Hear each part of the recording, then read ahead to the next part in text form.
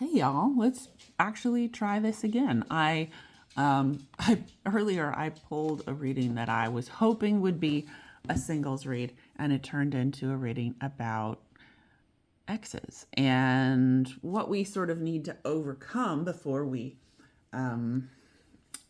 get single and looking to pursue again, right? Okay, so that is done. So now let's see what the universe has in store for us in general, people, those who are watching as single people looking for love. So let's see what, if you are single and looking for love, and I mean absolutely single, no one thinks that you're in a relationship, okay? Then this is for you. All right, we have the Three of Wands. Yeah, I totally get this. This is the vibe. Not, hopefully not that, but this is the vibe of being single right now in the energy. I get it. I get it. All right, so we have the Seven of Wands. Perfect. The Light Seer is the perfect deck for this, by the way. If you have not checked out her audiobook, do so. It's great. All right, the Knight of Swords. We've got the Seven of Wands, the Two of Wands, the Knight of Swords, and the Tower right now. The fifth card is definitely going to be separate this time. This is messages from the universe, and that's the Four of Pentacles. Yes. Okay. Great. A little unconventional. I'm going to use the Light Seers to clarify as well. So I'm going to be a little bit more consistent with, I know I don't always talk about what cards I'm putting down, and just to make it a little bit more accessible for folks who are either sight impaired or who are listening to this instead of watching. We're going to be a little bit more clear about what I'm putting down on the table. So we've got a 4-card gypsy spread with one additional card for the suggestions or advice from the universe. For the Seven of Wands clarifier, we have the Queen of Pentacles. Whoa, let me, get that into the frame for those of you who are actually watching. Yeah, the Three of Swords is to clarify the Seven of Wands here, as well as the Ace of Pentacles and the Eight of Wands. I feel like you are you're turning your previous relationships, your previous heartbreaks, this is really insane because it definitely resonates with me. You're turning your previous experience with love into, I don't want to say commodity, but it is. So into a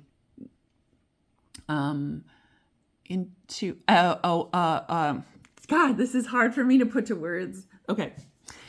But I'm going to start over because it's just, there's so much positivity behind this that I'm kind of freaking out. So, yeah, this is where you've been, okay? The Three of Swords, the heartbreak that you've experienced, and then this sort of transformation that you're getting through the Seven of Wands to manifest future wealth, future good luck, future stability, growth, transformation through the art of communication and your own passion towards other pursuits, not just love. I hope that makes sense. But it's beautiful because the ability that you have to now put things in perspective enough to share with the world this enlightened view of heartbreak and love and trust and betrayal it's wow. It's something. It's powerful. And I think that that's got you in a really good place. Now, does that make you, if you're doing this, does that make you a good Dating prospect. It's like there's this gal on Instagram that I watch every once in a while. She and I don't have a ton in common, and so sometimes but every once in a while she pops up in my For You page, and she basically got a ton of subs or whatever they call followers on Instagram. She got a ton of followers on Instagram by doing her get ready with me's for a date, and then going on the date off camera, and then coming back and giving basically, a replay of it in her car. And I thought, well, we don't want to know that, but people do want to know that. And she has such a powerful personality, and she is so bubbly, and she is fairly principled, and from what I can tell, and she's a personality for sure. So it's that kind of thing. It's that kind of thing of like, I hate to say monetizing, but it is sort of monetizing this experience that you've had in love or being single, or like she's making a living now. She's moved. She's, bought a house because she does TikToks and Instagram reels about her dates, So it's exciting in a way, because like, let's find the silver linings. Let's make the best of the situation, right? And I get it. And also using the communication to do that. This is a great time to explore that if you haven't done this yet, but you were thinking about it, because the full moon is in Gemini. Now, the only caveat I will give you, maybe I'll give you a little bit later, because I want to explore the Two of Wands. So we have the King of Swords at the bottom of our clarifiers for the Two of Wands. Yeah, we have the Ace of Cups. There's definitely, I get this feeling that you are still very much looking for love, but not just love. Like there's a difference between y'all who are watching this and most people. So most people are, wow, I don't want to say this, so I'm not gonna, I don't want to generalize too much, but you're looking for love that is expansive, that helps you grow, get to the next level. And I think in the past, where you were in this Three of Swords, what you were finding was love that would help you grow and be expansive at first, and then because it wasn't reciprocated, or because of it toxified. And I think you're ready to move clear from that. All right. Five of Wands. Okay. There's a little bit of a conflict, because you're not exactly, this is hilarious. So there's a little bit of a conflict because you're not exactly sure in this love if there's something traditional that you're looking for. You're not positive either you want to get married, or if you want to have like a serious, like straight relationship. Maybe you want to explore other sexuality, or maybe you want to explore in the future a living arrangement that doesn't include marriage, or that where you would, like, you're very untraditional in your sort of soul about this. And so you're a little bit confused if that's possible. And it is. It's completely possible. We have one life, okay? You can make whatever you want.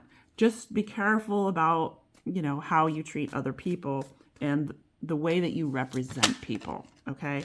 No matter who did you wrong, be careful in the way that you represent them. Especially this venture.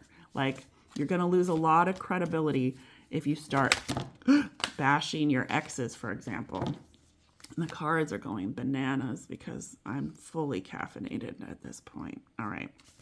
Fully caffeinated and late for the gym. So, all right, what's the Knight of Swords?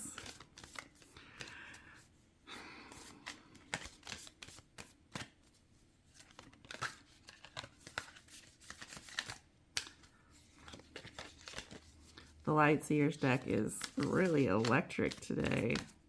I think if there was any deck that would be like,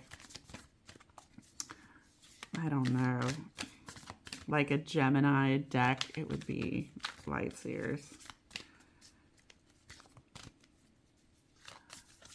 Why is the Knight of Swords here?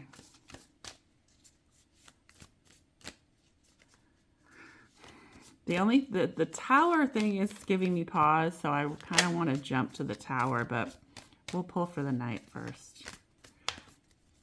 The Tower card is giving me swords, obviously, but it's also giving me the Devil. Yeah, a little bit. A little bit of the Devil coming through in the Tower.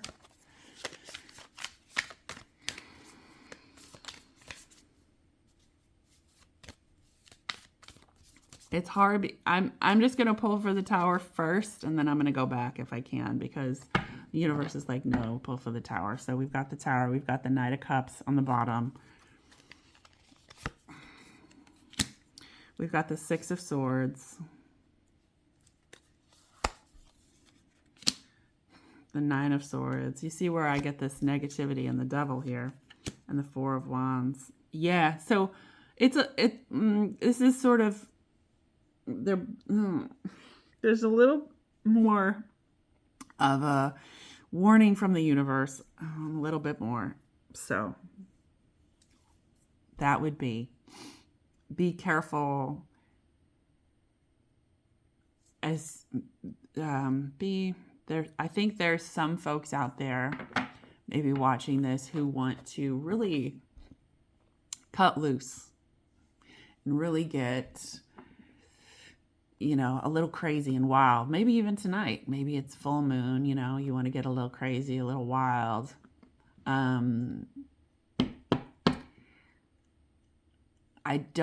I wouldn't advise that, really. I think this is really...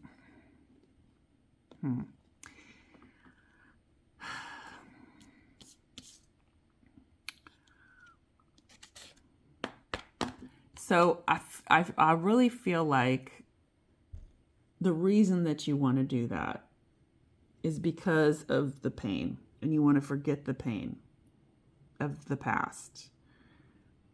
And so it's a little bit of a coping mechanism, a coping practice.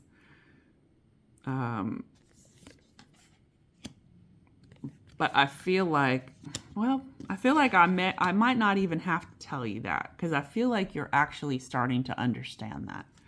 So let me rewind. Let me go back, say, rather than jump to conclusions about what you're planning on doing tonight, what I'm seeing instead is your awareness of these patterns of a little bit of self-sabotage in dealing with your own pain. And that could actually be good. If you have this Tower moment where you realize going out and drinking till I can't remember my name isn't helping me in any aspect of the life that I want to live, then yeah, that's a good thing. That's a good Tower to have. And then break that ego down. Who are you without partying? You're going to have to figure that out, but it's amazing. Trust me. All right, Knight of Pentacles on the bottom of the Knight of Swords. I told you I'd go back, and I did. Yeah. We got the Devil showing up right there.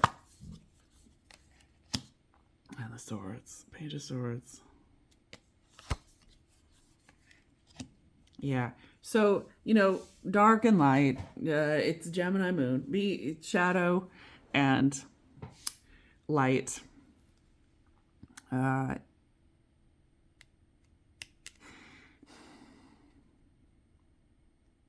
do I say this?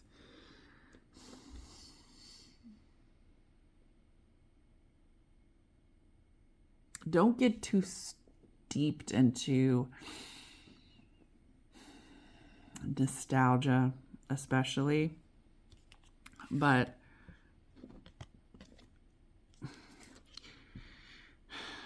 you've got an really, the problem is that this middle card I'm not seeing as you. And so there might be an outside influence. And when I say don't get steeped in nostalgia, it's like, this isn't you. And don't carry this into something new. If you can help it.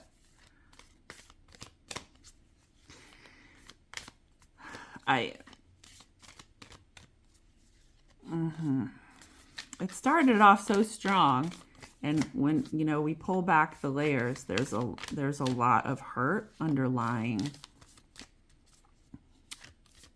what you're communicating to the world, and it'd be nice if you could sort of resolve that for your own benefit. You can intellectualize it. You can intellectualize the pain, the hurt, the people. You can psychologically analyze yourself and those people who came into your life. But,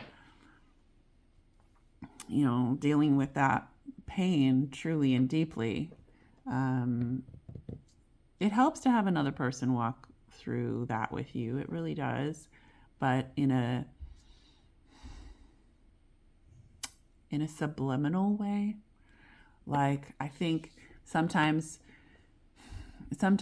we can get very early on, we can get together with a new person and trauma dump and like lay all of this out and say, this is what I've experienced, and really dump out all of our crap to another person before they even know anything about us, right?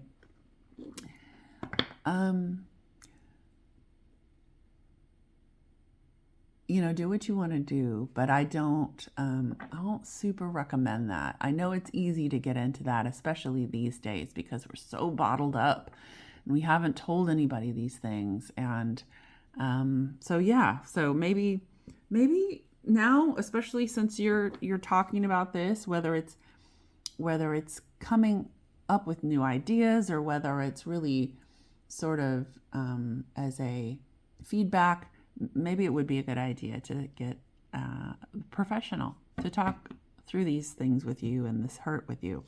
I'm always recommending that. Go to a therapist. It's a great idea no matter who you are. We've got the Six of Wands underneath the Four of Pentacles.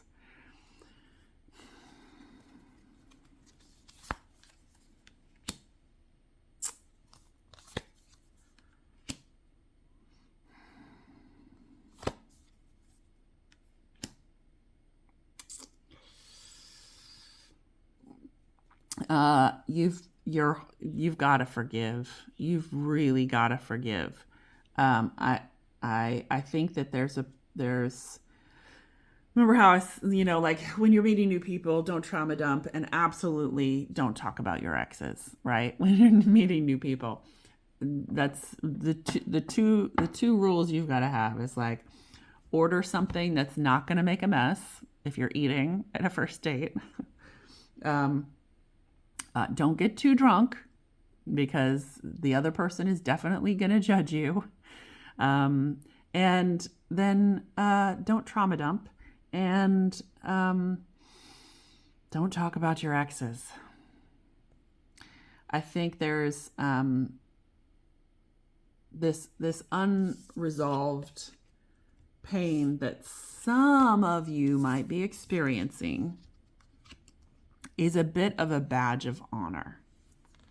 I mean that in the best possible way. Please don't misunderstand, but it's a bit of a Boy Scout badge. Like, did you swim like 1,000 laps? Little badge. Did you make a bench for the park? Little badge. Did you help an old lady across the street? Little badge.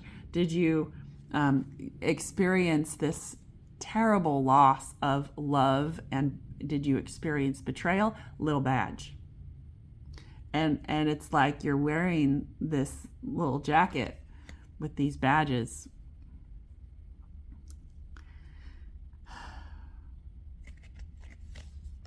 And you're holding on to it so tight. And without it, you think without it, you're going to get cold. It's almost a protection. I'm sorry about the weird metaphor, but that's the best I can do. There's this falseness of you believe that what we've been talking about, that little badge of honor, that little token you have in remembrance of the trauma, of the betrayal, of the love lost, of the sacrifices that you made for this person who betrayed you. You have this misunderstanding that it's fortifying you, that it is holding you up and creating a armature for you to protect you in the world. And it's really not. It's really repellent to others. So if you are single and any of this resonated with you, please understand that maybe the reason why you're not attracting the right people is because of this.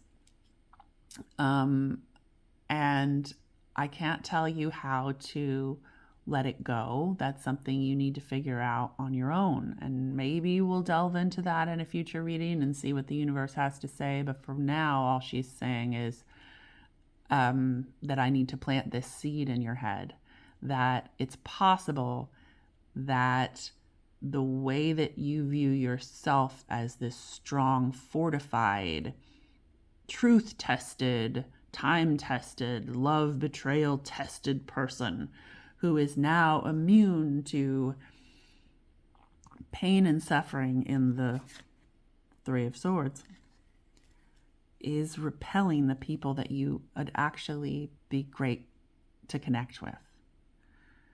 Because they want someone who is vulnerable, and they want someone who's open, and you realize that when you've held on to something like this, and you have that little Girl Scout, Boy Scout badge that says, I survived betrayal or heartbreak, you realize you're still holding on to the person who betrayed you just as hard as you are the heartbreak that actually happened. So you're with someone, basically, and that's the energy that people see. They might see you as a shiny, a shiny piece of blankety blank when you're all dressed up and you've got your hair a certain way and you're putting out this energy of sexuality. They'll see you a certain way, but you're not going to get any strong connections from the powerful equals that you want because you're holding on to this.